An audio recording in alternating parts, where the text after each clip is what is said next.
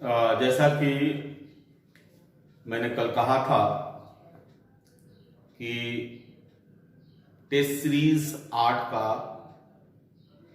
प्रश्नोत्तर कल 5 बजे शाम में दिया जाएगा और एक्सप्लेनेशन भी दिया जाएगा, जिससे छात्रों को ज्यादा से ज्यादा फायदा हो सके।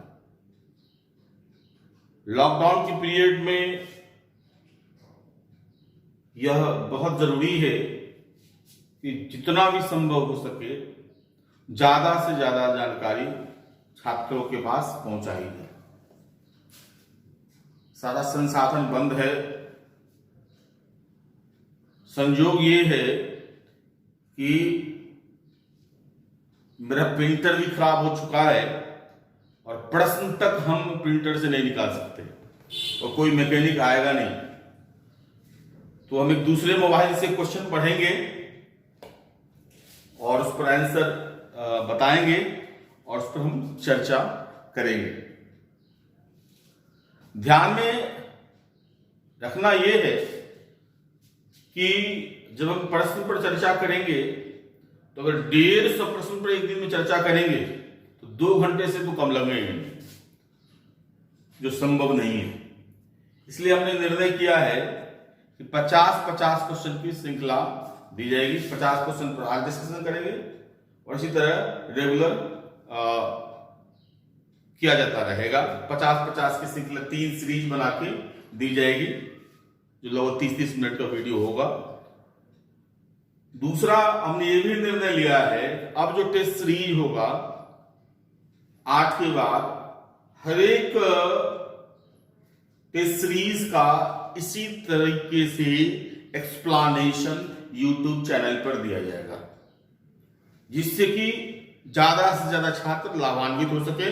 सिर्फ उस प्रश्न तक न सीमित होकर के उससे जुड़ी चीजों पर चर्चा कर लेंगे तो आपका आयाम बहुत बहुआयामी हो जाएगा, दायरा बढ़ जाएगा। इससे जुड़े हुए अन्य प्रश्नों का भी आप उत्तर दे सकेंगे। और अगर संभव हुआ तो 1 से 7 का जो टेस्ट सीरीज मैंने पहले दिया था उसका भी, उसके एक्सप्लेनेशन की भी हम चर्चा करेंगे। टेस्ट सीरीज 8 जो मैंने कहा कि आरंभ में 20 टेस्ट जो है वो सेक्शनल वाइज होंगे। तो पहले 3 टेस्ट सीरीज मॉडर्न हिस्ट्री के हुए थे, एक मेडाइवल के, 2 एंसेंट हिस्ट्री के और एक बिहार हिस्ट्री का, यानी 7 टेस्ट हो चुका था। ये 8वां ज्योग्राफी का है। तो ज्योग्राफी टेस्ट की श्रृंखला में geography of India included Bihar पर एक प्रश्न दिया गया था। इसमें पहला प्रश्न था, भारत में निम्नलिखित क्षेत्रों में से किस एक में मैंग्रोव वन, सदापर्णी वन और पर्णपाती वनों का संयोजन है? यह इसका आंसर डी होगा, अंडमान और निकोबार द्वीप समूह। अंडमान और निकोबार द्वीप समूह में इस तीनों का संयोजन होता है। अंडमान निकोबार द्वीप समूह भारत का सबसे डेंसली फॉरेस्ट एरिया है। 86.93% क्षेत्र पे अंडमान निकोबार में वनों का फैलाव है। मैंग्रोव वन भी है, सदापर्णी वन भी है और पर्णपाती वन भी है।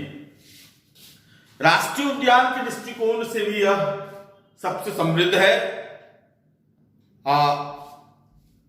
जो यहां जो सबसे छोटा राष्ट्रीय उद्यान जो भारत का है वो साउथ बट्टन में यहीं पर स्थित है। दूसरा जो प्रश्न है वो है, निम्नलिखित में से क्या सुमेलित नहीं है? इससे जुड़े हुए कई प्रश्न आते हैं। आप इस पर बारी बारी से अगर लिख लेंगे तो ज्यादा बेहतर होगा। एक तो 10 डिग्री चैनल, ये अंडमान एवं निकोबार के बीच होता है। कोको चैनल, ये म्यांमार और उत्तरी अंडमान के बीच होता है। कोको चैनल म्यांमार और उत्तरी अंडमान के बीच होता है, तो यह प्रश्न गलत, यह ऑप्शन बी गलत है। अंडमान सुमात्रा नहीं, सुमात्रा हो गया इंडोनेशिया से। तो कोको चैनल जो है अंडमान और म्यांमार के बीच है। यह उत्तरी अंडमान को कोको चैनल जो है जोड़ता है। यह कोको चैनल भारत के अंडमान क्षेत्र से बहुत ज्यादा नजदीक जुड़ा हुआ है। और ध्यान रखने की जरूरत है कि यहीं पे चीन ने अपना बेस कैंप बना लिया है। जो स्ट्रिंग ऑफ पर्ल पॉलिसी थी चीन की, स्ट्रिंग ऑफ पर्ल पॉलिसी, उसके तहत जो घेरने की जो बात की गई थी, तो कोको चैनल पर भी चीन ने बेस बना करके भारत को घेरने की कोशिश की, जो अंडमान से काफी सटा हुआ है। तीसरा है पाक स्टेट, यह भारत एवं श्रीलंका के बीच है। आप जानते हैं 1 डिग्री चैनल ये लक्षद्वीप और ये जो है मालदीव और मिनिकॉय के बीच है। मिनिकॉय जो लक्षद्वीप का हिस्सा है, तो मालदीव और मिनिकॉय के बीच इसको लिखा जाए कि 8 डिग्री चैनल जो है मालदीव और मिनिकॉय के बीच है। उसके बाद कुछ और है 9 डिग्री चैनल, ये उसको ब्रेक कर देता है लक्षद्वीप और मिनिकॉय के बीच। 9 डिग्री चैनल लक्षद्वीप और मिनिकॉय के बीच। फिर ग्रैंड चैनल होता है सुमात्रा और निकोबार के मध्य, सुमात्रा और निकोबार के मध्य के चैनल को हम ग्रैंड चैनल कहते हैं। और अंडमान, दक्षिणी अंडमान और लघु अंडमान, दक्षिणी अंडमान और लघु अंडमान के बीच डंकन पास स्थित है। इससे जुड़े हुए जो जितने भी प्रश्न हो सकते हैं उसको मैंने कोशिश की आपको बताने की। तीसरा है सर्वाधिक जैव विविधता कहां पाई जाती है। जैव विविधता उस क्षेत्र को कहते हैं जहां सबसे ज्यादा फ्लोरा एंड फौना, जीव जंतु और पादप की विविधता ज्यादा से ज्यादा पाई जाए। और अब तो उसमें जल सागर की चीजों को भी ले लिया गया, महासागर की चीजों को लिया गया है। तो सबसे ज्यादा जो जैव विविधता की जो बात होती है, जिसको आप कह सकते हैं हॉट स्पॉट, अगर वैश्विक स्तर पर देखेंगे तो उष्णकटिबंधीय क्षेत्रों में सबसे ज्यादा होता है। और विशेषकर इक्वेटर पर सबसे ज्यादा हॉट स्पॉट बनता है, क्योंकि वहां सबसे ज्यादा गर्मी होती है और सालों भर वर्षा होती है। भारत में ये जो सबसे बड़ा जो हॉट स्पॉट के क्षेत्र है वो पश्चिमी घाट और पूर्वी हिमालय है। और इसी पश्चिमी घाट का हिस्सा शांत घाटी, साइलेंट वैली, जो यहाँ पे सबसे ज्यादा जैव विविधता पाई जाती है। भारत के निम्नलिखित बंदरगाहों में से कौन सा एक आयात नौभार का उच्चतम टन भार संभालता है। सबसे ज्यादा आयात जो भारत में होता है वो विशाखापट्टनम बंदरगाह से होता है। भारत में अति सघन वनों का सर्वाधिक क्षेत्र किस राज्य में पाया जाता है। अब ये देखिए, वन से जुड़े हुए कई तरह के प्रश्न पूछे जाते हैं। एक कि सबसे ज्यादा वनों का प्रतिशत कहां है, तो मैंने अभी बताया था सबसे ज्यादा वनों का प्रतिशत जो है वो अंडमान निकोबार में 86.93%। अगर राज्य के रूप में देखेंगे तो 82.31%, 82.31% जो है वो सिक्किम में है। सिक्किम राज्य जो है सबसे ज्यादा वन का प्रतिशत प्राप्त करने वाला है। लेकिन अगर क्षेत्र में देखेंगे तो वो मध्य प्रदेश है, जहां लगभग 94,000 वर्ग किलोमीटर स्क्वायर क्षेत्र फैला हुआ है। लेकिन अगर वो पूरे मध्य प्रदेश का सिर्फ 30.82% है, तो उस संदर्भ में जैसा कि मैंने बताया कि वन क्षेत्र का विस्तार सबसे ज्यादा निश्चिततया मध्य प्रदेश में, परसेंटाइल में, और केंद्र शासित प्रदेश में देखेंगे तो अंडमान निकोबार 86.93%, और राज्य के दृष्टिकोण से देखेंगे तो सिक्किम जो कि 82.31% है। इसके अलावा जो वन से संबंधित है तो भारत में 21.67%, 21.67% वन है। और अगर वृक्ष को भी जोड़ लेंगे तो वो 24.56 हो जाएगा। लेकिन इसमें सघन वन का जो हिस्सा है वो सिर्फ 3% है। और सघन वन में सबसे ज्यादा सघन वन जो है वो अरुणाचल प्रदेश में है, यानी सघनतम वनों का जो हिस्सा है वो सबसे ज्यादा अरुणाचल प्रदेश में है। इसलिए इसका 5वां का आंसर हो गया अरुणाचल प्रदेश। अगला क्वेश्चन है, वर्ष 2011 की कुल जनसंख्या के अनुसार भारत की कुल नगरीय जनसंख्या महानगरों की जनसंख्या का कितना प्रतिशत है? ये 42.61% जो है कुल नगरीय जनसंख्या में महानगरों का हिस्सा है। वैसे भी कोई भी महानगर 1.5 करोड़ से कम का है नहीं, तो वो संख्या होगी ही होगी। अरावली श्रेणियों की अनुमानित आयु 570 मिलियन है। अरावली श्रेणी का निर्माण कैम्ब्रियन युग में हुआ था और यह भारत की सबसे प्राचीनतम निर्माण श्रृंखला है और यह प्राचीनतम पर्वत है और प्राचीनतम अवशिष्ट पर्वत है, प्राचीनतम वलित या मोड़दार पर्वत है और अब ये पठार के रूप में परिणत हो गया है। कौन सा एक लैगून नहीं है? पहले तो लैगून को समझिए, लैगून होता क्या है।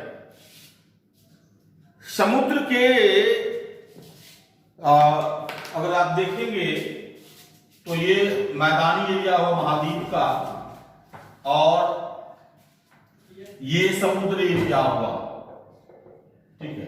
तो यहां पे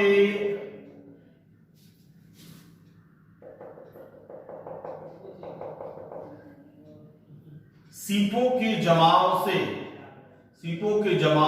एक सेप खड़ा होता है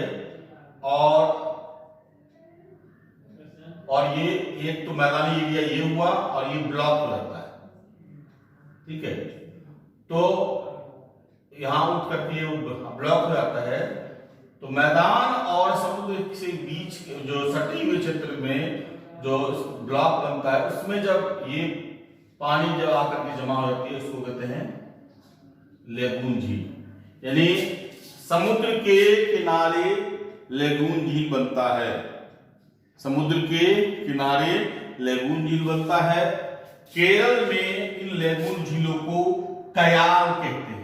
केरल में इन लेगून झीलों को कयाल कहते हैं।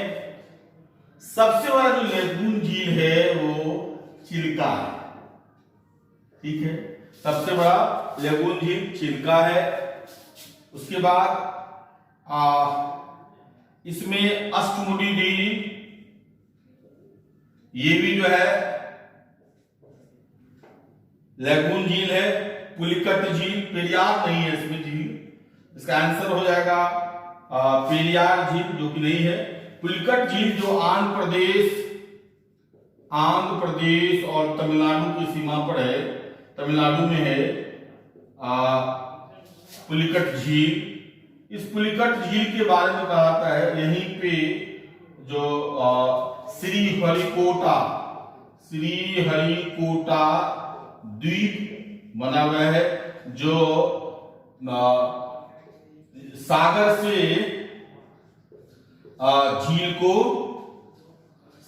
झील को अलग करता है। सागर से झील को अलग करता है श्रीहरिकोटा, यही श्रीहरिकोटा द्वीप जो है, ठीक है।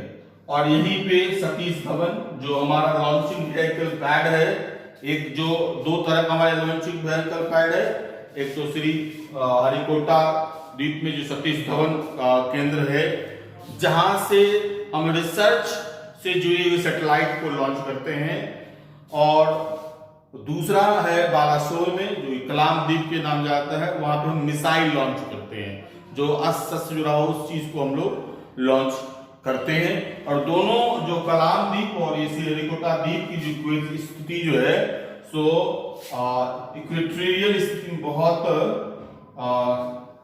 एकदम उसे सेंटर पे है। इस पर काफी रिसर्च किया गया था। भारत का सबसे खनिज संपन्न शैल तंत्र है धारवाड़। देखिए सबसे जो पुराना, जिसका हम एक श्रृंखला बता देते हैं, सबसे पुराना जो चट्टान होता है वो आर्कियन होता है, ठीक। उसके बाद आता है धारवाड़, उसके बाद कुडप्पा, उसके बाद विंध्यन,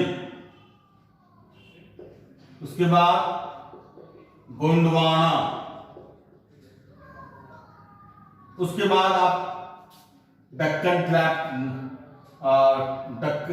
दक्कनी पठार कह सकते हैं, दक्कनी ट्रैप कह सकते हैं, और फिर पार्टनर, फिर टर्सरी और फिर क्वाटनरी, ये जो है ये इसका क्रम है। इसमें जो धारवाड़ क्रम है यह प्राचीन अवसाद शैलों से बना है, प्राचीन अवसादी शैलों से बना है, और यह जीवाश्म रहित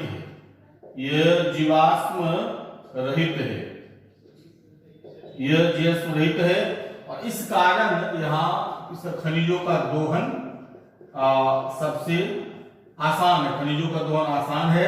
तो धारवाड़ क्रम की चट्टानों में सबसे ज्यादा खनिज मिलता है, और गोंडवाना जो क्रम है, इस गोंडवाना क्रम में सबसे ज्यादा कोयला मिलता है। दामोदर, सोन, नर्मदा घाटी क्षेत्र, विशेष सबसे ज्यादा दामोदर घाटी क्षेत्र, फिर सोन घाटी क्षेत्र और नर्मदा घाटी क्षेत्र में गोंडवाना क्रम की चट्टानें मिलती है, जो कोयला के लिए प्रचुर है। हमारे यहाँ सबसे 90% से ज्यादा, आप कह सकते हैं 98% जो कोयला है वो गोंडवाना क्षेत्र से मिलता है। विंध्यन जो क्षेत्र है, या जहां भी विंध्यन क्षेत्र है वो चूना पत्थर के लिए महत्वपूर्ण है, चूना पत्थर। और जब भी कोई विंध्यन क्षेत्र होगा वहां पे सीमेंट उद्योग विकसित होगा, तो आप देखिएगा कैमूर की पहाड़ी, डालमिया नगर, इस सब एरिया में जो है चूना पत्थर का जो विंध्यन शैल है वो ज्यादा पाई जाती है, जहां सीमेंट उद्योग ज्यादा विकसित होता है। यानी मध्य प्रदेश का सतना का क्षेत्र भी होगा, वो विंध्यन प्रकार की वहां चट्टानें होंगी। इधर कैमूर की पहाड़ी, रोहतास, ये सब जो डालमिया नगर, इस समय भी जो होगा वो विंध्यन प्रकार की चट्टानें होंगी। उसके बाद भारत के जिस राज्य में उसी क्षेत्रफल का अधिकतम प्रतिशत राष्ट्रीय उद्यानों के अंतर्गत आता है, इसका भी आंसर अरुणाचल प्रदेश है। राष्ट्रीय उद्यान अगर सबसे ज्यादा कहेंगे तो अंडमान निकोबार द्वीप समूह में है, ठीक है। लेकिन परसेंटाइल जो राष्ट्रीय उद्यान का है वो उस हिसाब से अगर देखेंगे तो अरुणाचल प्रदेश में है। भारत में उद्योगों का, उनके कोयले उपभोग के बारे में सबसे ज्यादा जो कोयला का उपयोग होता है वो तापीय क्षेत्र में होता है, उसके बाद लौह इस्पात में होता है, उसके बाद सीमेंट और वस्त्र उद्योग में होता है।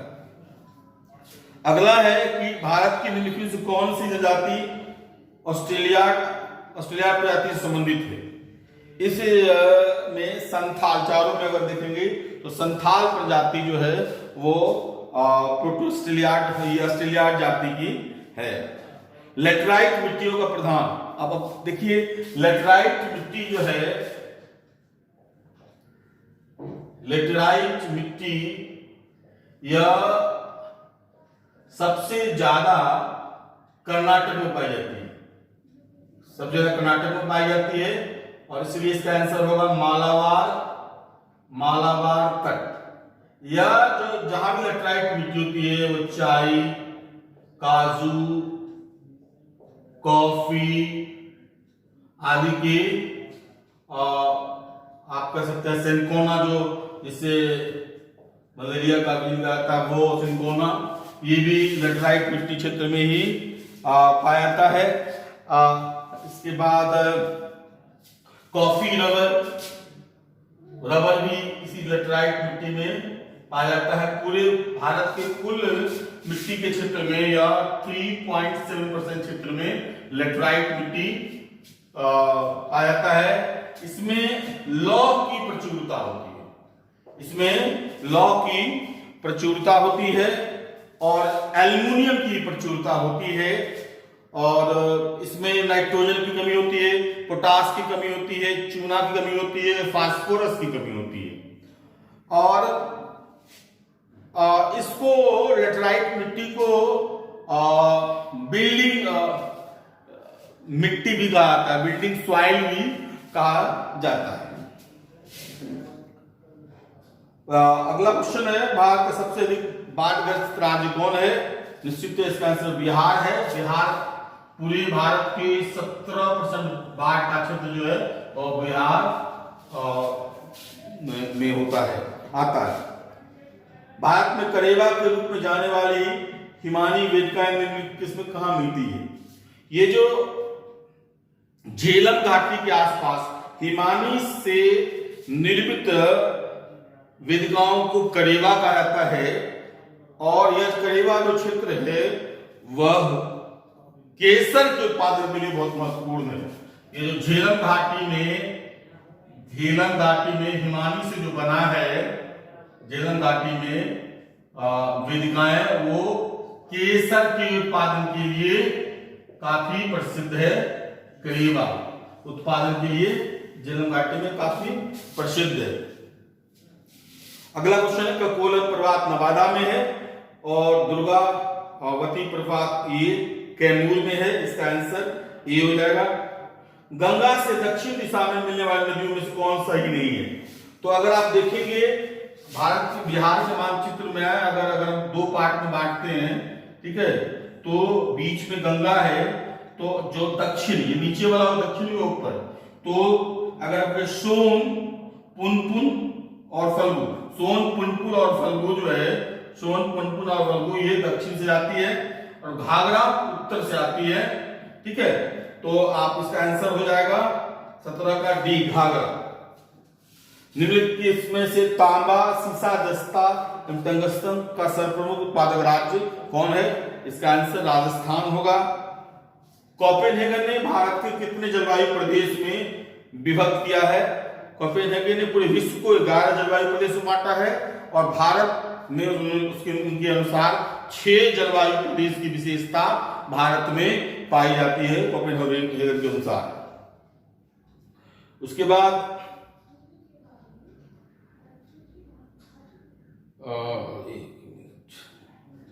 अगला क्वेश्चन है, भारत में विद्यमान निम्नलिखित में से भूवैत्तिक संरचनाओं का प्राचीनतम से नवीनतम की ओर सही क्रम क्या है? तो आप गौर करेंगे, पहला होगा आर्कियन जो कि ऑप्शन में नहीं दिया हुआ है, लेकिन उसके बाद धारवाड़, उसके बाद कुंडप्पा, उसके बाद विंध्यन और गोंडवाना। तो धारवाड़, कुंडप्पा, विंध्यन, गोंडवाना, आंसर हो जाएगा डी।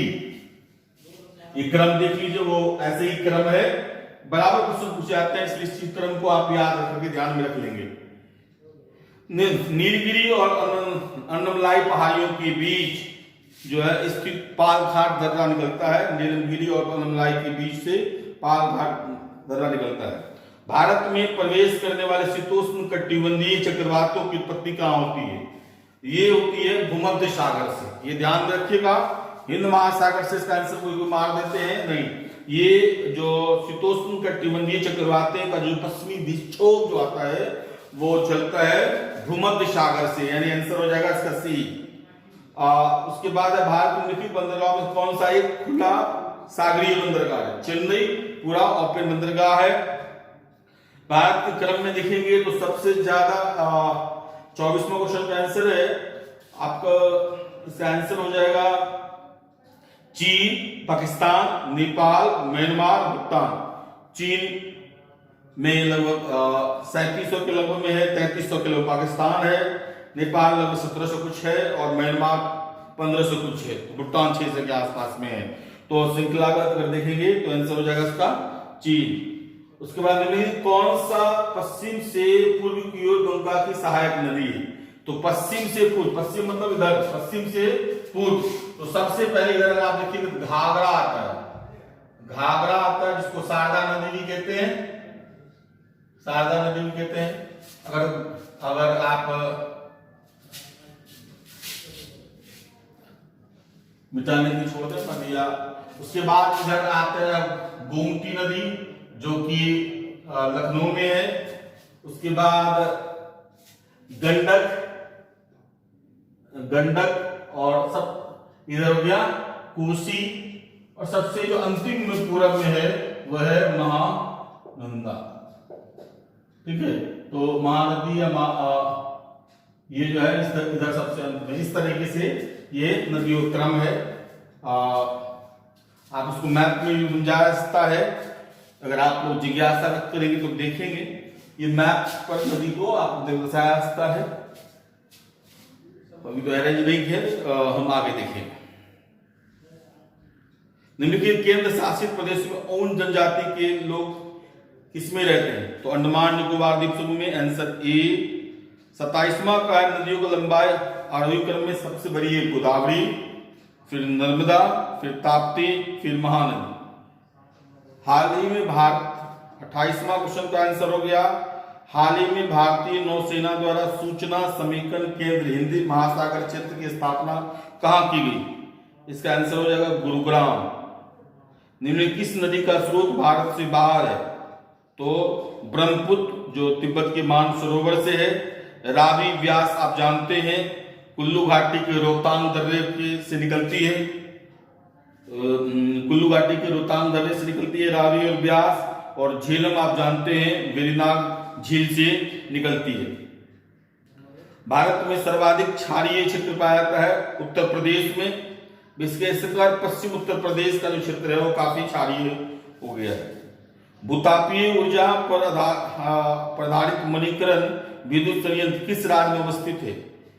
यह हिमाचल प्रदेश में अवस्थित है, और यह यहाँ लगभग 137 से 38 डिग्री टेम्परेचर है, और ये ऊर्जा के दृष्टिकोण से भूतापीय ऊर्जा के दृष्टिकोण से काफी सबसे महत्वपूर्ण है। मतलब पहला जो ये खोजा गया था।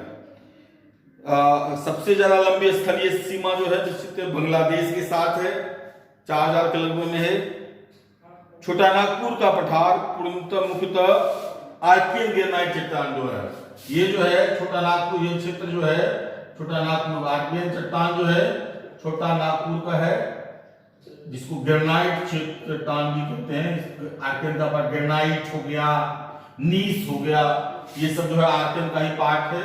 और छोटा नागपुर में आर्कियन क्रम की चट्टानें हैं। छोटा नागपुर बहुत प्राचीन काल में इसका निर्माण हुआ था, छोटा नागपुर पठार आर्कियन ग्रेनाइट द्वारा। उसके बाद अगर हम आते हैं सिक्किम, पश्चिम बंगाल, बिहार, उत्तर प्रदेश और उत्तराखंड, इन सब की सीमा नेपाल से मिलती है।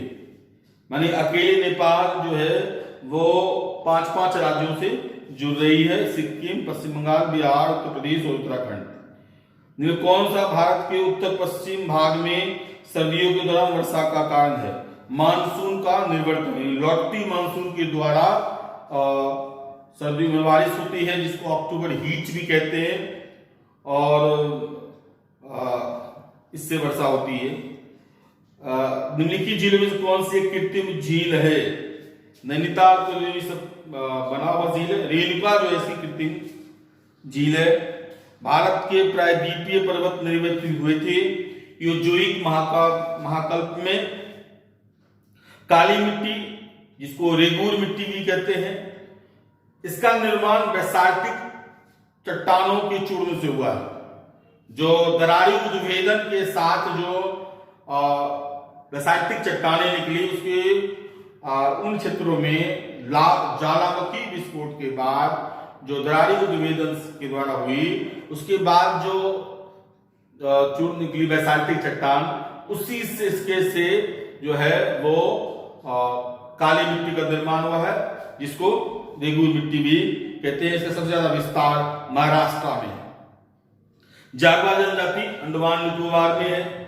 पूर्वी घाटी एवं पश्चिमी घाट का मिलन स्थल नीलगिरी है। बहुत पॉपुलर क्वेश्चन है, सभी लोग जानते होंगे।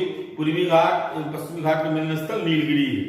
नर्मदा और ताप्ती नदियों के बीच स्थित है सतपुरा श्रेणी। सतपुरा श्रेणी जो है नर्मदा और ताप्ती नदियों के बीच स्थित है।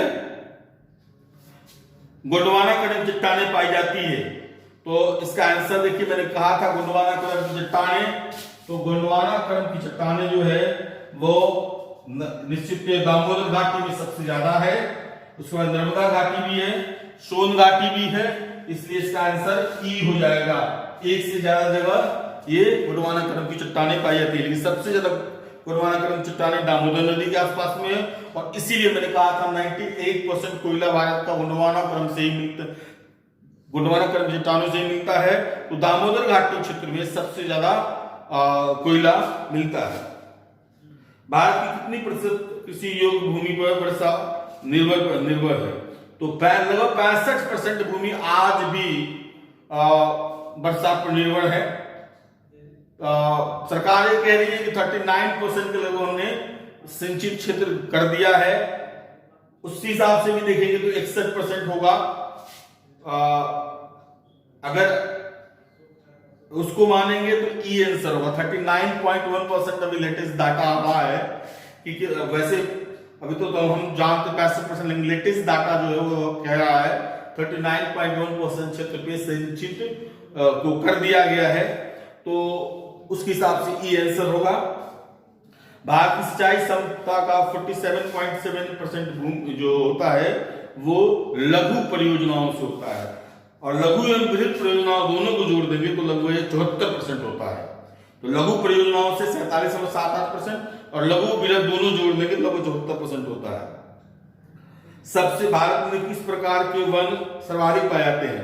हमारे यहाँ सबसे ज्यादा उष्णकटिबंधीय आर्द्र सदाबहार वन पाए जाते हैं। उष्णकटिबंधीय आर्द्र सदाबहार वन पाए जाते हैं। कर्नाटक में कहवा की खेती के लिए उपयोगी मानसून से पहले की बौछारों को चेरी ब्लॉसम कहते हैं। क्या कहते हैं? Cherry blossom. भारत में अपलावी वन जो है वो सुंदर वन में पाए जाते हैं, फ्लोटिंग वन कह सकते हैं। ये जो है ये सुंदर वन में पाए जाते हैं। आर्द्र पर्वतीय वन नीलगिरी पर्वत श्रृंखला में मिलता है, क्योंकि यहाँ आर्द्रता की स्थिति बहुत ज्यादा होती है। नीलगिरी पर्वत श्रृंखला में आर्द्र पर्वतीय वन पाए जाते हैं। कश्मीर को शेष भारत से जोड़ने वाला दर्रा जो है वो बनिहाल दर्रा है। 50वां क्वेश्चन है, भावर एक भूस्वरूप है, ये किसके किनारे मिलता है? शिवालिक। जैसे मैंने ये बहुत इंपॉर्टेंट है, इसको आप याद रखेंगे। आर्कियन जैसे उसी तरह जो मिट्टी और मैदानी क्रम है उसको भी आप गंभीरता से याद करेंगे क्रमबद्ध रूप से, तो आपको उससे जुड़ा हुआ कई क्वेश्चन बन जाएगा। जैसे मैंने कहा आर्कियन क्षेत्र कहाँ है, धारवाड़ क्षेत्र कहाँ है, कोडप्पा क्षेत्र कहाँ है, विंध्य क्षेत्र कहाँ है, पोएट्री, इसको आपको देखना है। और इसमें भारत के संदर्भ में भी देख लेना है, और बिहार में कहाँ मिलता है उसको भी देख लेना है इस क्रम में, ठीक है। और इसकी विशेषता क्या है, यानी यहाँ पे कहाँ पे खनिज ज्यादा मिलता है, क्या मिलता है, उसको आप गंभीरता से देख लेंगे। और दूसरा जो मैंने भी कहा कि जो मिट्टी का जो शेप होता है, जैसे भावर जो है, तो इसको आप इससे क्रमबद्ध बनाते हैं भावर।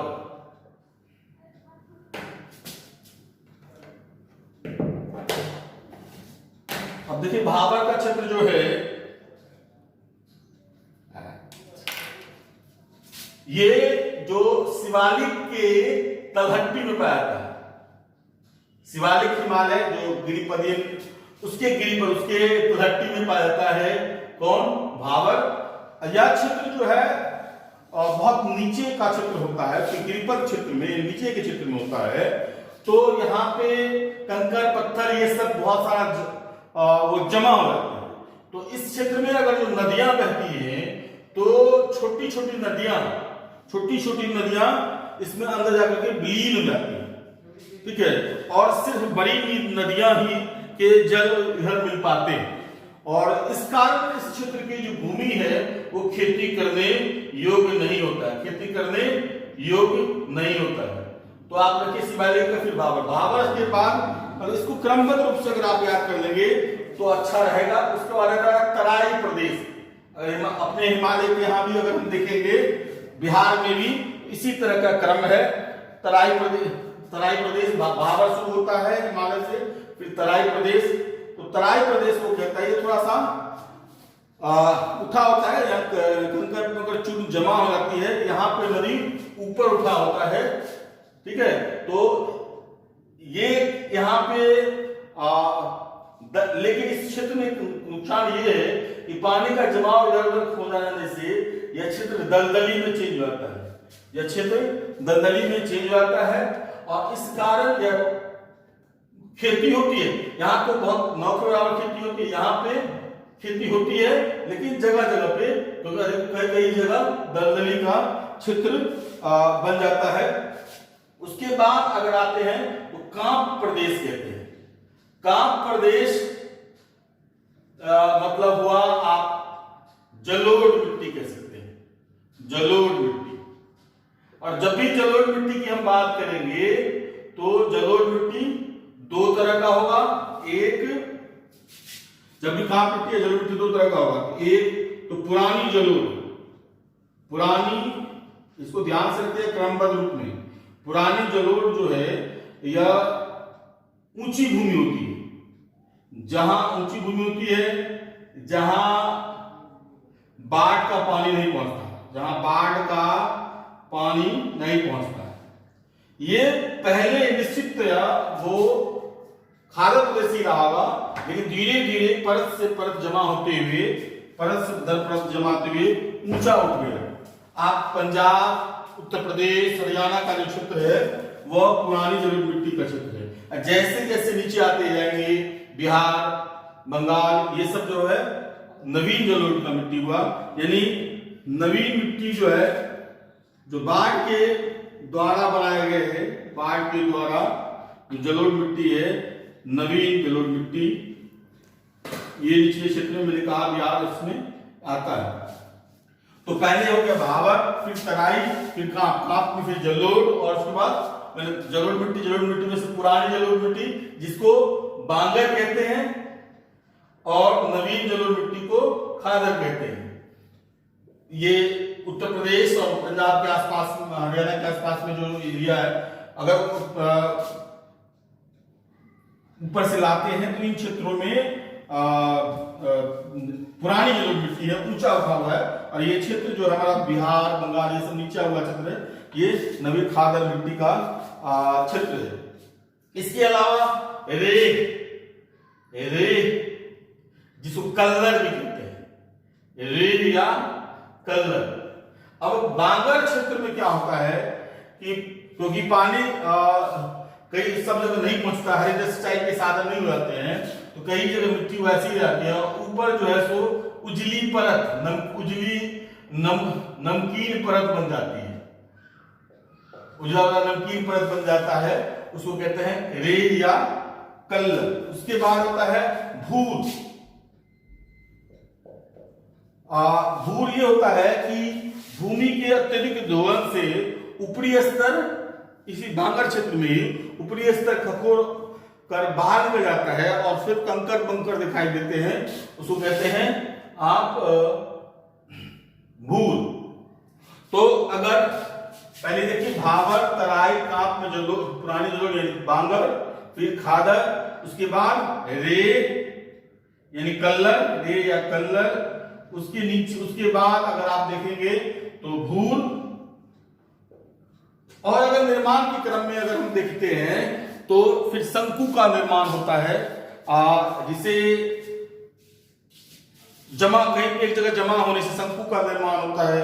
फिर आगे जाकर के सबसे अंतिम में जाकर के डेल्टा का निर्माण होता है।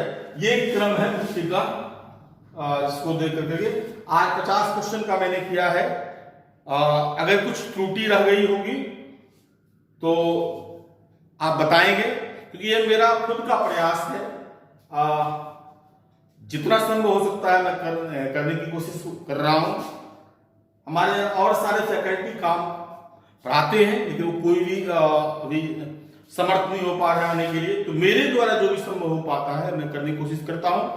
अगर कोई त्रुटि हो गई होगी तो आप उसको अवगत कराएंगे, हम उसे दूर करने के लिए दूर करेंगे और इसको पॉजिटिव रूप में लेंगे, क्योंकि कोई भी परफेक्ट होता नहीं है और मैं तो कभी नहीं मानता हूं कि मैं परफेक्ट हूं।